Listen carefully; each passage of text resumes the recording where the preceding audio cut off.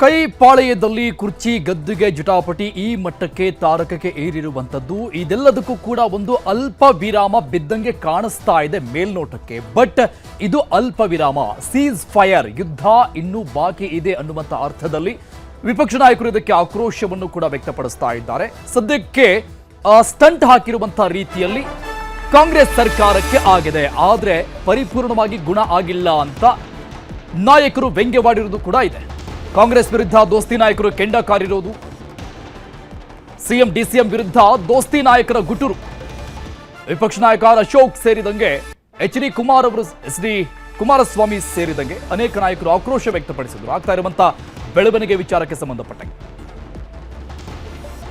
ವಿಪಕ್ಷ ನಾಯಕ ಅಶೋಕ್ ಅವರು ಏನ್ ಹೇಳಿದ್ರು, ಸರ್ಕಾರವನ್ನ ಯಾವ ರೀತಿಯಾಗಿ ತರಾಟೆ ತೆಗೆದುಕೊಂಡ್ರು ಅನ್ನೋದನ್ನ ನೋಡ್ತಾ ಹೋಗೋಣ. ಅಶೋಕ್ ಹೇಳಿದ್ದೇನು, ನವೆಂಬರ್ನಲ್ಲಿ ಕ್ರಾಂತಿ ಎಂದು ಕರೆ ನೀಡಿ ಹೇಳಿಕೆಗಳ ಮೇಲೆ ಹೇಳಿಕೆ ಕೊಟ್ಟು ಗೊಂದಲದ ವಾತಾವರಣ ಸೃಷ್ಟಿ ಮಾಡಿದ್ದು ಪತ್ರಕರ್ತರ ಅಂತ ಪ್ರಶ್ನೆ ಮಾಡಿದ್ದಾರೆ ಸರ್ಕಾರಕ್ಕೆ. ಆಗಿರುವಂತಹ ಬೆಳವಣಿಗೆಗಳಿಗೆ, ಯಾಕಂದ್ರೆ ಇದೆಲ್ಲವನ್ನು ಕೂಡ ಸೃಷ್ಟಿ ಮಾಡಿರುವಂತದ್ದು ಮಾಧ್ಯಮಗಳು ಅನ್ನುವಂಥ ಅರ್ಥದಲ್ಲಿ ಇವತ್ತು ಸಿಎಂ ಸಿದ್ದರಾಮಯ್ಯ ಆಕ್ರೋಶವನ್ನ ವ್ಯಕ್ತಪಡಿಸಿರುವಂತದ್ದನ್ನ ನಾವು ನೋಡಿದ್ವಿ.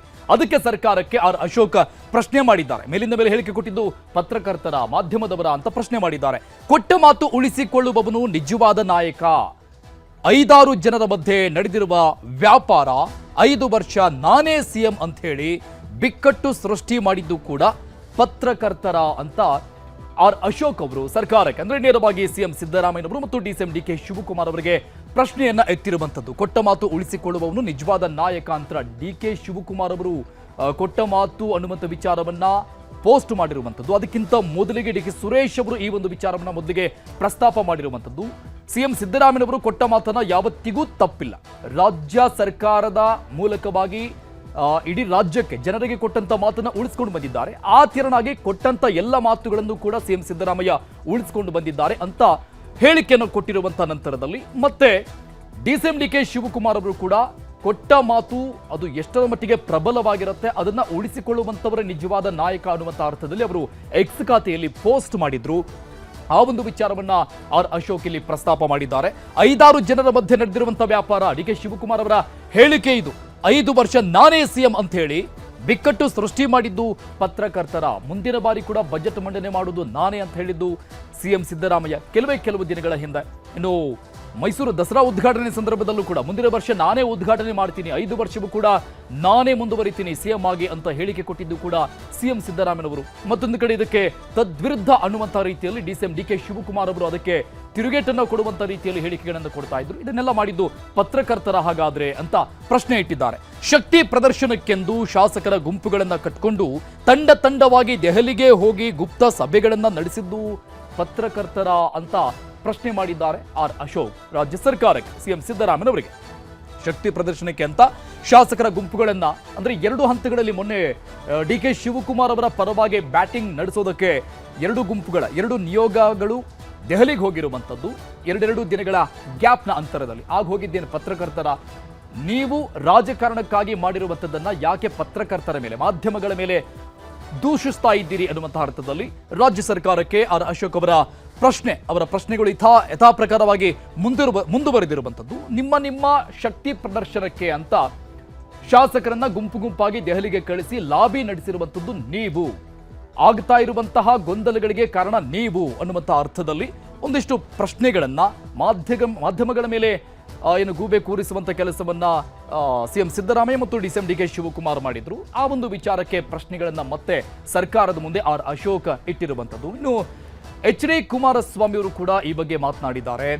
ಕುರ್ಚಿ ಕಿತ್ತಾಟ ರಾಜಕೀಯ ನಾಟಕ ಅಂತ ವ್ಯಾಖ್ಯಾನ ಮಾಡಿರೋದು, ವ್ಯಂಗ್ಯ ಮಾಡಿದ್ದಾರೆ ಎಚ್.ಡಿ. ಕುಮಾರಸ್ವಾಮಿ ಅವರು. ಕುರ್ಚಿ ಕಿತ್ತಾಟ ರಾಜಕೀಯ ನಾಟಕ ಅಂತ ಹೇಳಿದ್ದಾರೆ.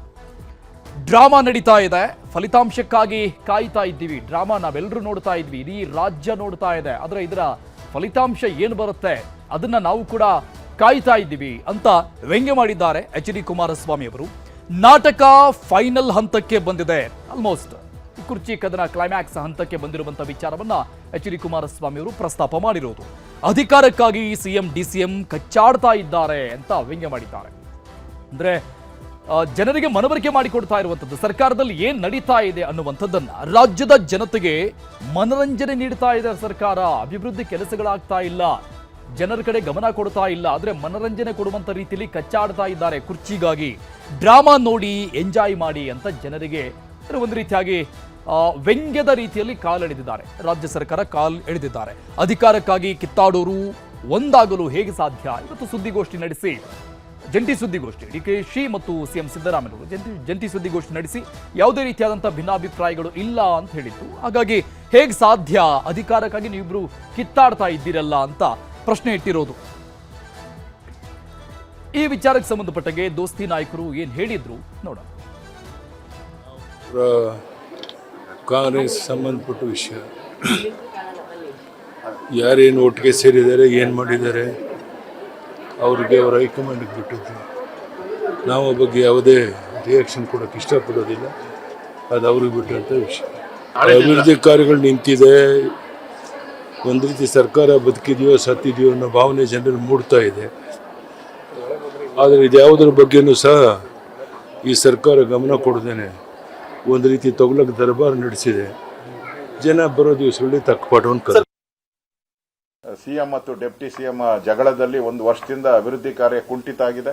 ಸಿದ್ದರಾಮಯ್ಯ ಮುಂದೆ 2028ಕ್ಕೂ ಹಿಂಗೆ ಕಂಟಿನ್ಯೂ ಆಗ್ತದೆ, 28ವರೆಗೂ ಹಿಂಗೆ ಕಂಟಿನ್ಯೂ ಆಗ್ತದೆ ಅಂತ ಅವ್ರ ಪ್ರೆಸ್ ಮೀಟ್ ಅಲ್ಲಿ ಹೇಳಿದ್ದಾರೆ.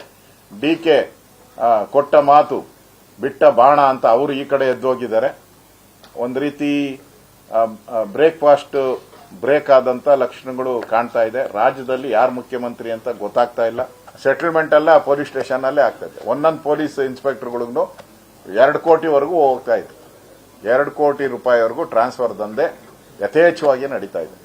ಈ ಎಲ್ಲ ವಿಚಾರಗಳನ್ನ ವಿಧಾನಸಭೆ ಅಧಿವೇಶನದಲ್ಲಿ ಚರ್ಚೆ ಮಾಡಬೇಕು. ನಾವು ಸರ್ಕಾರಕ್ಕೆ ಚಾಟಿ ಬೀಸುವಂತ ಕೆಲಸವನ್ನ ನಾವು ಮಾಡ್ತೀವಿ. 2 ಬಾರಿ ಮುಖ್ಯಮಂತ್ರಿ ಇದ್ದೆ. 2 ಬಾರಿ ಮುಖ್ಯಮಂತ್ರಿ ಇದ್ದಾಗಲೂ ನನ್ನ ಅಧಿಕಾರ ಹೋದಾಗ ನಾನು ಯಾವುದೇ ಮಠಾಧೀಶರ ನೆರವು ಕೇಳಲಿಲ್ಲ.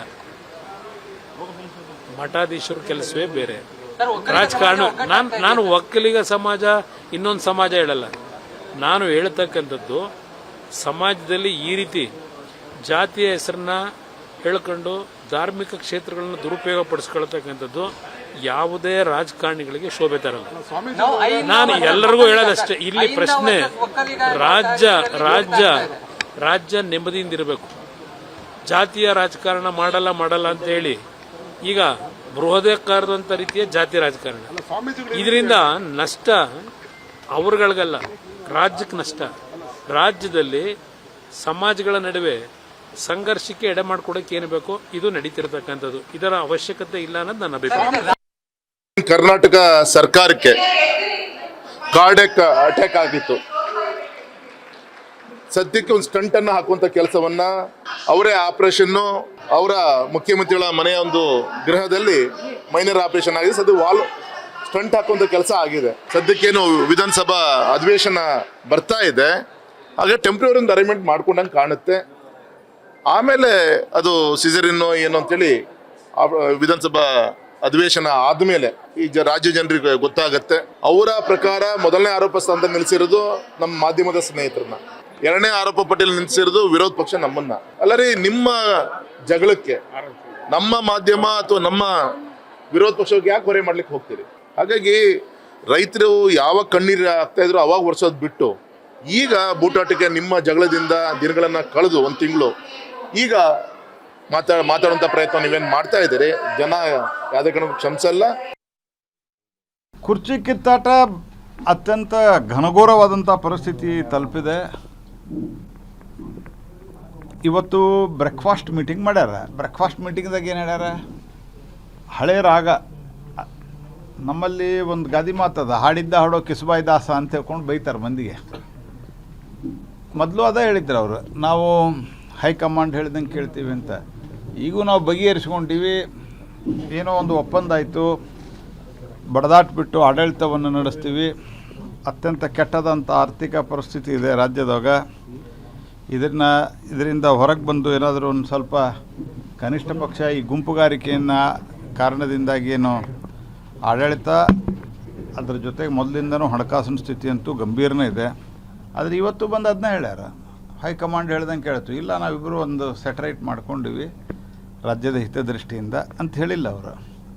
ಅಂದರೆ ಇಬ್ಬರು ತಮ್ಮ ಪಟ್ಟನ್ನು ಸಡಿಲಿಸಿಲ್ಲ. ಅದರ ಪರಿಣಾಮವಾಗಿ ರಾಜ್ಯದ ಆಡಳಿತ ಅತ್ಯಂತ ನೆನೆಗುದಿಗೆ ಬಿದ್ದಿದೆ. ಕಳೆದ 2-3 ತಿಂಗಳಿಂದ ನಡೆದಿದೆ ಮತ್ತು ಮುಖ್ಯಮಂತ್ರಿ ಅಧಿಕಾರಕ್ಕೆ ಬಂದ ಮೇಲೆ ಬೆಳಗಿನ ಸಾಯಂಕಾಲ ಅದೇ ಚರ್ಚೆ ಆಗ್ತಾ ಇದೆ. ಅದೇನು ಅಗ್ರಿಮೆಂಟ್ ಐತಿ ಹೈಕಮಾಂಡ್ ಮುಂದೆ ಅದನ್ನು ಡಿಸ್ಕ್ಲೋಸ್ ಮಾಡಿಬಿಡ್ಲಿ ಇಬ್ಬರು. ಇವತ್ತು ಉಪಹಾರದ ಮೀಟಿಂಗ್ ಆಯಿತು, ಏನು ಫಾಯ್ದೆ ಇಲ್ಲ. ಅದ್ರ ಬದಲು ಹೈಕಮಾಂಡ್ದವ್ರು ದಿಲ್ಲಿ ಕರೆದು ಒಂದು ಸಾಲ್ವ್ ಮಾಡಬೇಕು, ಡೈರೆಕ್ಷನ್ ಕೊಡಬೇಕು. ಬಹುಶಃ ಇದೆ ಈ ರೀತಿ ಡೈರೆಕ್ಷನ್ ಕೊಟ್ಟರು ಅದು ಸಾಲ್ವ್ ಆಗಲಿಕ್ಕಿಲ್ಲ ಅಂತ ಅನ್ನಿಸ್ತದೆ. ರಾಷ್ಟ್ರಪತಿ ಆಡಳಿತ ತೊಗೊಂಬರ್ಬೇಕು. ಇವ್ರದೆಲ್ಲ ಪ್ರಾಬ್ಲಮ್ ಸಾಲ್ವ್ ಆಗೋಗ್ಬಿಟ್ಟನು.